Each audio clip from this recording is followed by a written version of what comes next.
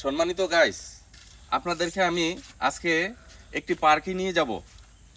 যে পার্কটা কসবা থানাতে লোহিপুর গ্রামে অবস্থিত। কসবা থানা লোহিপুর গ্রামে অবস্থিত। আসলে এই গ্রামে যে এত সুন্দর একটি পার্ক আছে সেই বিষয়টা আমিও জানি না, আমারও মনের অজান্তে ছিল। আমি হঠাৎ এই বিষয়টা জানলাম, জানতে পারে আপনাদেরকে এখানে আমি এসে দেখলাম যে না, আসলেও একটা সৌন্দর্য। এটার স্থানটা হলো আপনার কসবা থানা থেকে একটু পশ্চিম দক্ষিণ পাশে আসে লইপুর গ্রাম। যে নয়নপুর বাজার এবং কসবায় যে একটা রুট গেছে, এই রুটের পশ্চিম পাশে, এই রুটটার পশ্চিম পাশে লইপুর গ্রাম। এই লইপুর গ্রামের ভিতরেই এই পার্কটা অবস্থিত। আমি এখন ওই পার্কে যাব, আপনাদেরকে দেখাবো। সম্মানিত গাইস, আমি এখন ওই পার্কের মধ্যে যাচ্ছি, আপনারা আমার সাথেই থাকেন, দেখতে পারবেন পার্কটা।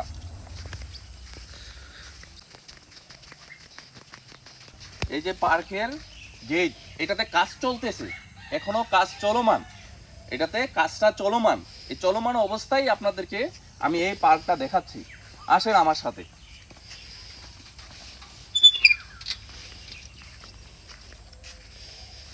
এই হলো পার্কের প্রবেশ গেট। এই প্রবেশ গেট থেকে ভিতরে ঢুকলাম আমি। ভিতরে ঢুকে এখানে কাজ কাজ চলমান আর কি, কাজটা আসলে চলমান আছে। এই যে এই পাশে দেখেন একটা একটা ঘর তৈরি করছে, দোতলা একটি বাড়ি কাঠ দিয়ে অনেক সুন্দর করে তৈরি করছে। আমি আসলে ওইখানে যাব, ঘরের কাছে যাব। এই যে এখানে একটা কাঠের দোতলা বাড়ি, দেখেন আপনারা, অনেক সুন্দর, অনেক সুন্দর, অনেক সুন্দর সুন্দর পরিবেশ এখানে হয়েছে। যেমন এই যে দেখেন একটা ফুল গাছ কত সুন্দর, এই যে এই পাশেও ফুল গাছ কত সুন্দর, এর একটা দৃশ্য অনেক সুন্দর, অনেক সুন্দর পরিবেশ করে পার্কটা তৈরি করতেছে। এই যে দেখেন অনেক সুন্দর সুন্দর একটা পরিবেশ, অনেকগুলা পাখি এবং এখানে আরেকটা দেখেন প্রজাপতি যারা ফ্যামিলি নিয়ে আসবেন, মেয়েরা বসতে পারবেন এখানে, মেয়েরা বসে অনেক সুন্দরভাবে ছবি উঠাইতে পারবেন, অনেক সুন্দরভাবে। এই দৃশ্যগুলো, একটা প্রজাপতি, এটা মেয়েদের অনেক প্রিয় জিনিস।